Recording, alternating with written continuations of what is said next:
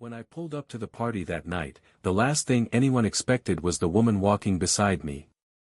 She wasn't my wife. She wasn't my sister. She was my wife's lover's wife. Yes, you heard that right. The air outside the country club buzzed with music and chatter. People in gowns and suits laughed, glasses clinked, and everyone carried themselves with the smug glow of self-importance. Perfect place for appearances. Perfect place for lies. I tightened my grip on her hand, not in romance, but in solidarity. Her name was Claire. She had found out about the affair the same week I did. But instead of tears, she'd looked me in the eye and said, "We're going to handle this our way." And that's how the plan was born. When we stepped into the ballroom together, heads turned instantly. Conversations froze mid-sentence. The music suddenly felt too loud. 100 eyes followed us, whispering and connecting dots. And then, my wife's face paled across the room. She was standing beside her lover, who froze in shock as well. Claire leaned toward me with the faintest smirk and whispered, "Showtime." The silence around us was deafening, broken only by the soft clinking of glasses being hastily set down. My wife's eyes darted between me and Claire, her lips parting as if she wanted to speak, but no words came. The man standing beside her, her lover, shifted uncomfortably. His arm slid off her waist like he'd just been caught stealing. The arrogance he once carried around me evaporated in seconds. Claire squeezed my hand gently, her expression calm, almost amused. "They thought they had the upper hand," she whispered so only I could hear. "Not anymore." I straightened my shoulders and led her further into the room. People made space for us, not knowing what to expect but unable to look away. It was as if the entire party had turned into a stage, and we were the main act. We didn't need to announce anything. The truth was written across their faces, guilt on hers, panic on his. And curiosity from everyone else, who had just realized something scandalous was about to unravel. Finally, I broke the silence. "I figured it was only fair," I said loudly enough for those nearby to hear, "if we all met face to face." A collective gasp spread through the crowd like wildfire. Claire lifted her glass to her lips, hiding a sly smile, while my wife's knees seemed to wobble beneath her gown. Her lover muttered, "This isn't the place," but oh, it was. It was exactly the place. The room crackled with tension. People leaned in closer, pretending to sip their drinks but clearly unwilling to miss a second of the unfolding drama. The host of the party even paused the band, as if the music itself would be an unwelcome distraction from the spectacle. My wife's face flushed crimson, and she tried to force a smile. "Honey," she said, her voice trembling, "this really isn't the right time." Claire stepped forward before I could reply. Calm, steady, and unshaken, she looked directly at her own husband. "Not the right time," she repeated softly. Then her eyes hardened. "Tell me, when is the right time to explain why you've been sneaking around behind our backs?" A ripple of gasps and murmurs spread across the ballroom.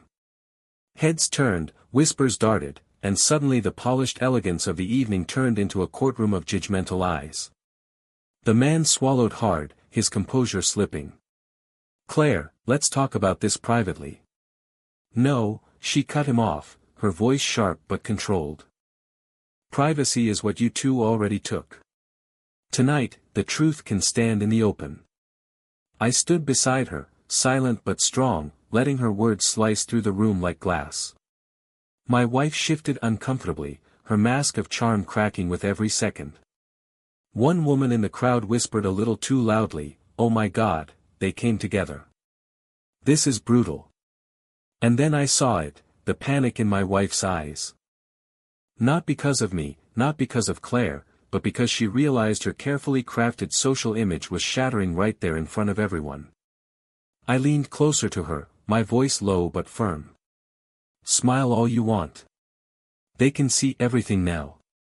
The air in the ballroom was thick, every eye locked on us.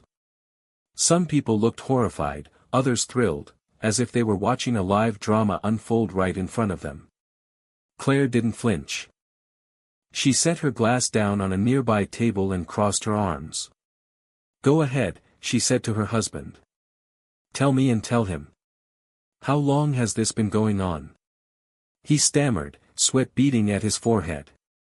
"Claire, please, it's not what it looks like." That pathetic line drew a laugh from somewhere in the crowd. It spread quickly, the tension cracking into scattered chuckles. My wife's lips tightened. She knew the crowd wasn't on their side anymore. I stepped in, my voice calm but carrying across the room. "Actually, it's exactly what it looks like. Two people who thought their lies would never see the light of day." The host of the party, trying to salvage the evening, muttered nervously, "Perhaps we should." But Claire cut in again, her eyes blazing. "No. Let everyone hear this. Because while the two of you were sneaking around, we were the ones being faithful. We were the ones trusting. And tonight, they can all see who you really are." The crowd shifted. A few guests nodded in quiet agreement. Others whispered like gossiping flames spreading through dry grass. My wife finally snapped, her voice cracking under the weight of the room. "Enough. You don't know the whole story." I met her eyes, steady and unshaken. "Then tell it. Right here. Right now." And with that, the room fell into a silence so sharp it felt like the walls themselves were holding their breath. My wife's hands trembled as she clutched her glass, desperately searching for the right words. The silence pressed down on her like a spotlight, the crowd's curiosity burning hotter by the second. Finally, she forced a laugh that fooled no one. "You're all being dramatic," she said, her voice quivering. "It wasn't serious, it was just a mistake." Claire's head snapped up, her eyes narrowing. "A mistake," she repeated coldly. "You call months of lies a mistake?" Gasps fluttered through the audience. A few people whispered, "Months?" My wife's cheeks burned, realizing Claire had just revealed how long she had known. Her lover, Claire's husband, shifted uncomfortably, tugging at his collar. "Claire, don't." But Claire wasn't finished. Her voice rang like a gavel in the ballroom. "You swore vows to us. Promises. And you broke them both, together. Don't stand here and pretend it was nothing." I stepped closer, my gaze fixed on my wife. "Was it nothing?" I asked. My voice was quiet but it carried, slicing through the room louder than any shout could have. She faltered, looking at me with eyes that once held love but now only reflected fear. The weight of her silence was damning. Someone in the crowd muttered, "She can't even deny it," and in that moment, I realized something. This wasn't just about betrayal. It was about control, and for the first time, she no longer had any. Claire placed a steady hand on my arm and leaned in just enough to whisper, "They thought we'd crumble. But look who's crumbling now." The tension finally broke, not with calm, but with chaos. From the back of the room, a sharp laugh rang out. A man in a tuxedo shook his head and said loud enough for half the ballroom to hear, "So much for the perfect couple. Guess money doesn't buy loyalty." A ripple of laughter followed, cruel and unrestrained. My wife's face crumbled, and her lover's jaw tightened in anger. Another woman leaned toward her friend but didn't bother whispering. I knew something was off with them. Look at them now, exposed. The whispers weren't whispers anymore. They were open commentary, pouring fuel on the fire. Some people even pulled out their phones, pretending to check messages but clearly recording. Claire stood tall, her calm presence commanding respect. She didn't yell. She didn't flinch. She just let the crowd do the work for us. My wife turned to me, her voice desperate. "Please, let's leave. We can talk at home." But the crowd wasn't about to let her slip away quietly. A voice shouted from the side, "Tell him the truth. Or are you too scared?" Her lover tried to shield her, placing a hand on her arm, but Claire's icy stare cut right through him. "Don't even try," she said. You had no problem sneaking behind our backs. Don't act like you're noble now. The party had officially shifted. No one cared about the champagne, the music, or the decorations. They were glued to the real entertainment, two liars unraveling in front of the very people they tried so hard to impress. And for the first time, I felt no shame. I stood taller, letting their humiliation sink in while the crowd turned their once proud evening into a trial of truth.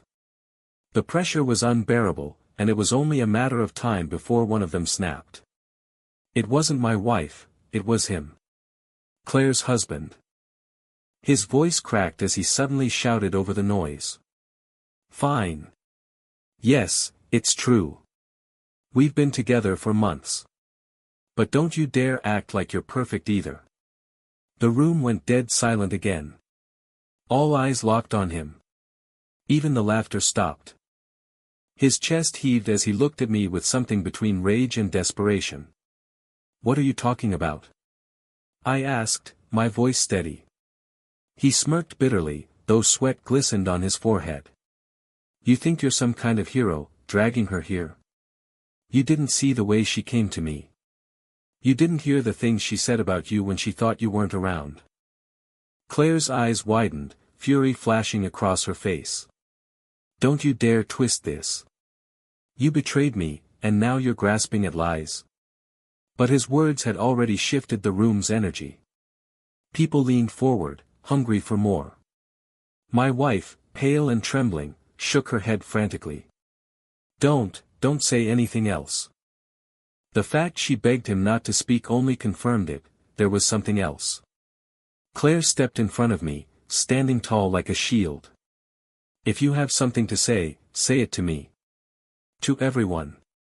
Stop hiding like a coward. His jaw tightened, his fists clenched at his side. And then he spat out words that made the crowd collectively gasp. She didn't just betray him. She betrayed you too. The words echoed through the ballroom like a thunderclap. She betrayed you too. Claire's face hardened. What do you mean by that? She demanded, her voice steady but her eyes flashing with fire. All around us, people leaned in closer, hanging on to every syllable. My wife's hands trembled, her lips pressed tight as if she could somehow hold back the truth with silence alone. Her lover, Claire's husband, looked at her, then at Claire, and finally at me. You think this was just about sneaking around with him? He jabbed a finger toward me. No. She told me everything. About you. About your marriage. She said you were weak. Said you'd never stand up for yourself. The crowd gasped again, heads swiveling toward my wife. Claire's breath caught, but she didn't break. Instead, she stepped closer, her voice slicing through the room. So, not only did you betray me, you mocked me with her. You made me the punchline of your affair. My wife's knees buckled, and she whispered, please, stop. But Claire wasn't done. She turned slowly toward her, her voice calm but sharp enough to cut steel. And you? While you laughed with him at my expense, did you ever think this moment would come? Did you ever imagine the two of us, standing here together, stronger than both of you? The room erupted with murmurs again. Some nodded in support of Claire. Others whispered in shock at the depth of the betrayal being laid bare. And for the first time since this nightmare began, I felt something unexpected, relief. Because the truth was no longer ours to hide, it was theirs to choke on. Claire glanced at me, her eyes steady. They thought they had control, she said quietly. But tonight, it's our turn. The murmurs swelled until the ballroom felt like a theater, every guest leaning forward, waiting for the final blow. Claire didn't hesitate. She stepped into the center of the room, her voice ringing clear and sharp. For months, these two stood beside us, smiling in public, acting like nothing was wrong. And all the while, they laughed at us, at the very people who trusted them the most. The crowd stirred. Some shook their heads in disgust, others whispered unbelievable. The power in the room shifted entirely, and now all eyes turned on Claire with sympathy, while my wife and her lover looked smaller by the second. Claire raised her chin, her presence commanding. "I don't want pity," she continued. "I want accountability. I want every person here to know the truth. These two aren't victims of temptation, they are architects of betrayal." Her words struck like lightning. My wife's shoulders slumped as though every ounce of defiance drained from her body. Her lover rubbed his forehead, unable to meet anyone's gaze. A woman near the front clapped once, slow and deliberate. Then another joined. Within seconds, half the room erupted into applause not for the liars, but for Claire's courage. I stood beside her, my heart pounding, realizing the balance had fully tipped. We weren't the ones being judged anymore. They were. My wife turned toward me, tears filling her eyes. "Please, don't do this here," she whispered desperately. But it was already too late. The crowd had chosen their side. And for the first time, I saw her not as my wife, but as the stranger she had become. The applause faded into an expectant hush. Everyone sensed the night wasn't finished, that there was still one final truth hanging in the air, waiting to explode. Claire's husband broke first. His voice shook with anger and shame. "You think this is just about the affair? Fine. But maybe they should know what else you've been hiding." My wife's eyes widened in terror. "Don't you dare." But he already had the crowd in his grip. He turned, pointing at her with a trembling hand. "Tell them, or I will. Tell them about the money." Gasps shot through the room like sparks. "Money?" Whispers erupted instantly. I froze, my chest tightening. "What money?" I demanded. Her face turned pale as porcelain. She stammered, It's not what you think." Claire stepped forward, her voice sharp. "Then explain it. Right now." The silence pressed down again, heavier than before. And then, my wife cracked. Her voice spilled out in a rush. I moved some of the savings. I didn't mean for it to get out of hand. It was just supposed to be temporary." My heart sank as I realized what she was confessing. She hadn't just betrayed me emotionally, she had drained the account we built together. The crowd roared with shock. Some gasped. Others shook their heads in disbelief. A man near the front muttered, "Unfaithful and stealing. Unreal." Claire's husband smirked bitterly. "So while we were fools for love, you were also funding your lies. That's who you really are." My wife's legs gave out, and she slumped into a chair, face buried in her hands. The glamorous image she had tried to maintain was gone, shattered into pieces for everyone to see. Claire turned to me, her voice steady, her eyes unwavering. "You see now? We didn't lose tonight. They did." And in that moment, I knew she was right. The ballroom was no longer a party, it was a courtroom. And the verdict was clear. Guests didn't bother hiding their disgust anymore. A man in a navy suit shook his head and muttered, "Imagine stealing from your own family." Another woman whispered, she had everything, and still threw it away. Phones were out now.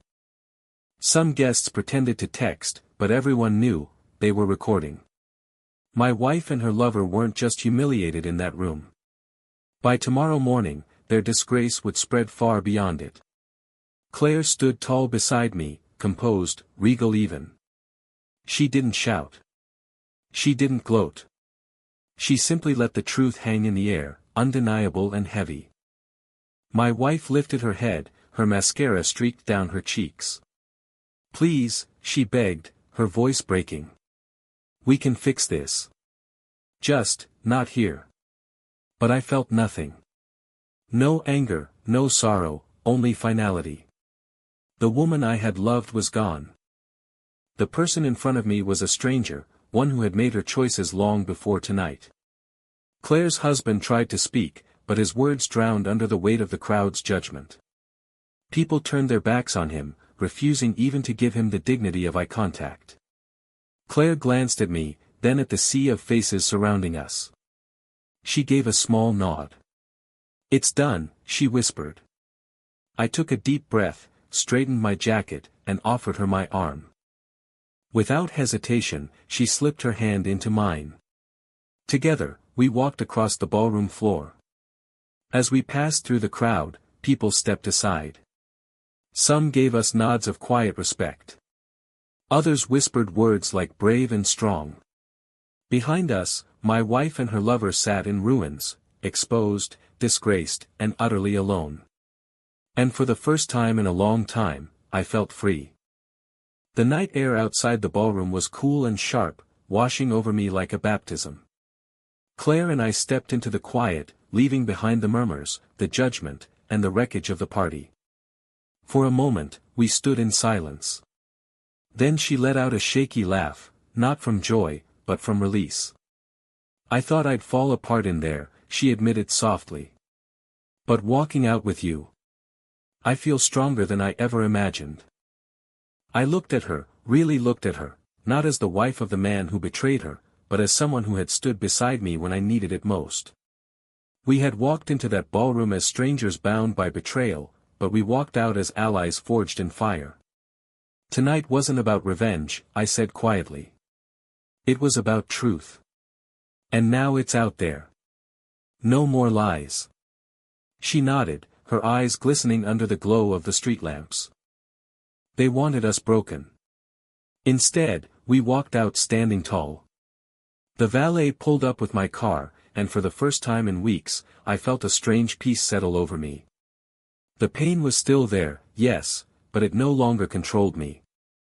As I opened the door for Claire, I caught one last glimpse through the glass doors of the ballroom. My wife and her lover sat slumped at a table, abandoned, their empire of secrets turned to dust. I turned away. That chapter was finished. Claire slid into the seat beside me, and as we drove off into the night, neither of us spoke. We didn't need to. The silence wasn't heavy anymore, it was freeing. And deep down, I knew this night wasn't the end. It was the beginning of something neither of them could have ever predicted, two people betrayed, choosing dignity over destruction, and walking forward into a future no longer chained to the past. The days after the party felt surreal. Word spread quickly, faster than either of us expected. By the next morning, messages were pouring into my phone. Some from friends offering support, others from people I hadn't heard from in years, all saying the same thing: "We saw the video." Yes, the party hadn't just ended in whispers. Someone had recorded everything, and it was everywhere. Clips of Claire's fiery words and my wife's collapse were being shared, replayed, and dissected like a scandal ripped from a movie. At first, I thought I'd hate it, that the public exposure would only add to the pain. But instead, I felt lighter. The truth wasn't mine to carry anymore. It was out there for everyone to see, and with it went the burden I had been dragging around for months. Claire called me that afternoon. Her voice was calm but tired. "I thought I'd feel embarrassed," she admitted. "But honestly, I feel vindicated." "So do I told her. And it was true. Meanwhile, my wife and her lover were drowning. Their perfect reputations, built on appearances and charm, were gone. Friends avoided them. Invitations dried up. Even their families distanced themselves from the mess they created. For once, it wasn't me or Claire living in the shadows of betrayal. It was them. One evening, a few days later, Claire and I met for coffee. No crowds, no drama, just two people who had survived the storm. We didn't talk about revenge or scandal. We talked about healing. "Funny," she said, smiling faintly. "I thought the end of my marriage would be the end of me. But maybe, it's just the beginning." I nodded, realizing I felt the same.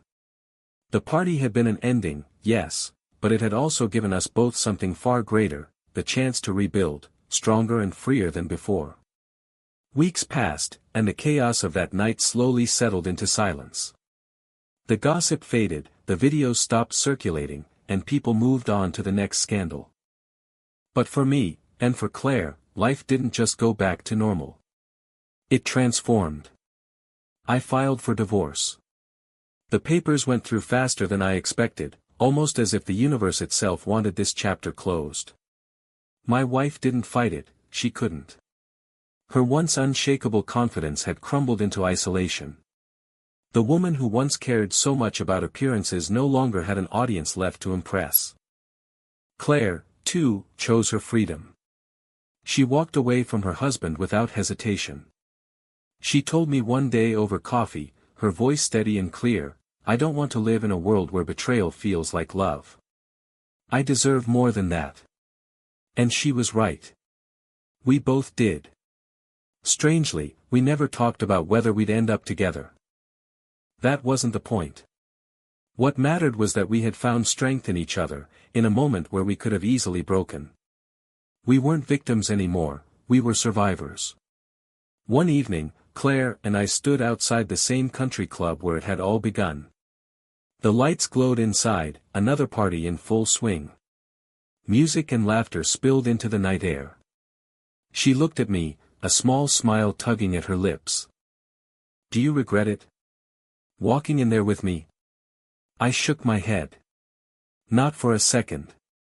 That night didn't ruin us, it freed us. We didn't need to go back inside.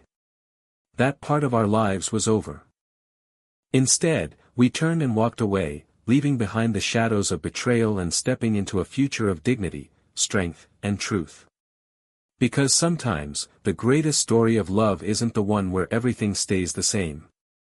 It's the one where two broken hearts find the courage to rise again, stronger, wiser, and finally free. Months later, life looked completely different. The storm that had once consumed me was gone, leaving behind a calm I hadn't felt in years. The scandal at the party became just another story people whispered about, but for me and Claire, it was something far greater. It was the night everything changed. I had moved into my own place, simple but peaceful. No secrets, no tension, no walking on eggshells. Just quiet mornings and nights where I could finally breathe. My divorce was finalized, the last thread of that broken bond severed. Claire's life shifted too. She started new projects, reconnected with old friends, and slowly rebuilt her world on her own terms. The woman who once carried the weight of betrayal now carried herself with pride. Sometimes, we'd meet for dinner or coffee, not as victims bound by betrayal, but as friends who had walked through fire and come out the other side stronger. We laughed more than we cried. We talked about the future, not the past. One evening, sitting across from her at a quiet cafe, Claire said something I'll never forget. She leaned back, her smile calm and certain, and said, "That night at the party? It wasn't our downfall. It was our freedom." And she was right. Because the truth is, betrayal didn't destroy us, it revealed us. It showed us who they really were, and who we could be without them. As I left the cafe that night, I realized something profound. Sometimes the greatest act of love isn't holding on, it's letting go. Letting go of lies, of broken promises, of people who were never truly ours. That night at the party had ended one chapter forever. But it also opened a door. A door to strength. To dignity. To peace. And as for me, I stepped through it, never looking back.